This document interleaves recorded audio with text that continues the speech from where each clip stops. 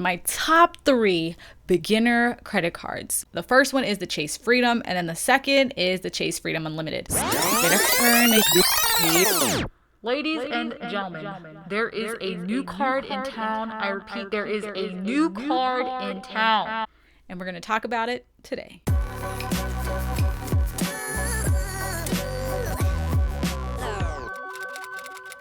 Welcome back to Easy Money, where money making is made easy. So you've either heard about this drop or you've heard about this drop because news of it is literally everywhere. I'm sad, skeptical, and happy. It's very weird. Chase has stopped production of the Chase Freedom card. If you watch this video, you know how I felt about this Chase Freedom card. Gag is, Chase is actually releasing another card in its place. We're going to talk about the new card's benefits, whether or not you should get it, and what it means for other cardholders. Firstly, I just wanted to bring your attention to the fact that this is the first Chase branded MasterCard in over 5 years.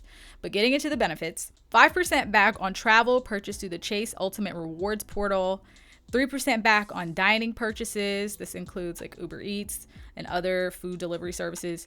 3% back on drugstore purchases, really nice. Cell phone insurance up to $800 per claim and $1,000 per year. In cell phone protection against theft, damage for phones listed on card members' monthly bill. Lyft, $10 in credit for every 5 rides taken in a calendar month. So if you take 5 rides in a month, you'll get $10 off the next ride, and you're only allowed 1 perk per month.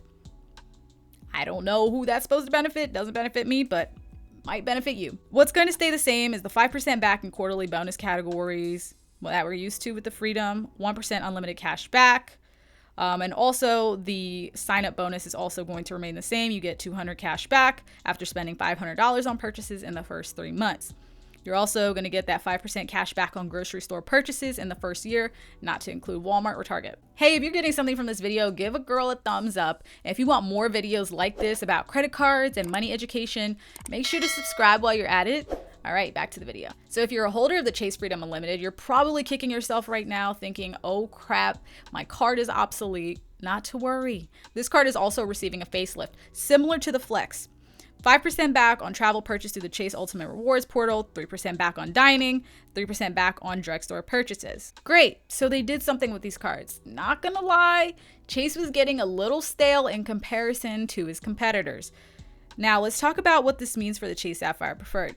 One of the main reasons why I got the Preferred in the first place was because it allowed access to the UR portal without having to have the credit score needed to get the Reserve or the annual fee of the Reserve. But now it's not looking so attractive. With 3x offered back on dining with the Flex card and the 2x that's offered on the Preferred card, I mean, what good is the Preferred card to me? Should you get this card? I mean, it's no secret that I prefer the Freedom over the Unlimited just because I'm more involved. I'm just more involved in getting the points. I don't mind having to keep track of the 5x categories, whereas a lot of people might not like that. So if you're trying to, be laid back in getting your points and you just want to swipe one card, the Unlimited might be good for you. So let's say that you already have the Freedom. You can keep the Freedom if you want because you've been grandfathered in, but I don't see why you would keep it. You can if you want to. You can keep the Freedom, you can get the Unlimited, you can get the Flex, you can have all 3 cards because they are considered separate cards, but with the benefits of the Flex, I don't see why you would keep the Freedom. If you're not in a big rush to get a credit card, I would say hold off. Let's see what Chase has up its sleeve. I mean, are they really going to leave the Preferred and the Reserve out to dry like that? Waiting is particularly a good idea for somebody who is teetering on that 524 fence. Man, great job, Chase. If you're interested in getting the Chase Freedom Flex card, applications will be out on September 14th, and the cards will be issued beginning on September 15th. What do you want to hear next? Leave a comment down below. Subscribe, like, and I'll see you guys next time here on Easy Money.